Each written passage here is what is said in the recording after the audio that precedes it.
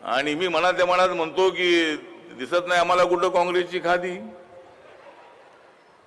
एवढं मोठं काम केल्यानंतर उज्ज्वला योजना असेल, मुद्रा योजना असेल, स्टार्टअप इंडिया असेल, डिजिटल इंडिया असेल, बाबासाहेबांची अनेक स्मारकाची कामं असतील, हिंदू मिलच्या 12-12.5 एकर जागेसाठी 25 वर्षे आम्ही लढा देत होतो. काँग्रेसच्या काळामध्ये निर्णय शेवटी झाला, पण त्यांना काही ते सरळ करता आलं नाही. एवढ्या वर्षांपासून मागणी होती. पण मुख्यमंत्री प्रधानमंत्र्यांना भेटले, माझा सारखा पाठपुरावा होता. मी सांगत होतो की हिंदू मिलची जागा लवकर मिळाली पाहिजे, स्मारक झालं पाहिजे. का तुम्ही एवढी गडबड करताय, मला मुख्यमंत्री विचारत होते. मी बोललो आमची माणसं फार गडबड करणारी आहेत, आणि हे जर लवकर काम झालं नाही तर माझं काय खरं नाही, तुमचंही काय खरं नाही. लवकर झालं पाहिजे काम. ते मुख्य प्रधानमंत्र्यांना भेटले आणि एका अर्ध्या तासामध्ये ऑर्डर काढली. 3600 कोटीची जमीन बाबासाहेब आंबेडकरांच्या स्मारकाला मिळाली. म्हणजे बाबासाहेबांचं मूल्य कोटीमध्ये मोजता येणार नाही. तिथं 350 फुटाचा पुतळा होणार आहे. मुख्यमंत्री साहेब, आपल्याला थोडं त्यामध्ये एवढं लक्ष द्यावं लागणार आहे की पुतळा 350 फुटाचा असला पाहिजे.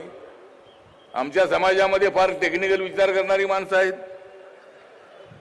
काहीतरी चुका काढणारी माणसं आहेत. किती चांगलं काम केलं तरी हे असं झालं नाही, ते तसं नाही तर झालं. त्यामुळे पुतळा 350 फुटाचा, त्याचं जे फाउंडेशन आहे ते फाउंडेशन वेगळं, आणि वर 350 फुटाचा आपण एवढा खर्च करतोय आपण, तर तो पुतळा 350 फुटाचा असावा. आणि त्या अरबी समुद्राकडे बाबासाहेब आंबेडकर आपलं बोट उंच करून सगळ्या देशाला सांगणार आहेत, तुम्ही एक व्हा. निवडणुकीमध्ये भांडा, पण तुम्ही एक व्हा. आणि नरेंद्र मोदीजी अत्यंत चांगलं काम करतायत. माणूस फार चांगला आहे. माणूस फार गरिबांसाठी काम करणारा माणूस आहे. प्रत्येक गोष्टीवर अत्यंत चाणाक्षपणे विचार करणारा माणूस आहे. आयुष्मान भारत योजनेमध्ये 5 लाख रुपयाची एका कुटुंबाला मदत मिळणार आहे ऑपरेशनसाठी, औषधासाठी. जवळजवळ 13 कोटी लोकांना 5 वर्षामध्ये फुकट गॅस कनेक्शन मिळालं. आपली आई चुलीवर स्वयंपाक करणारी,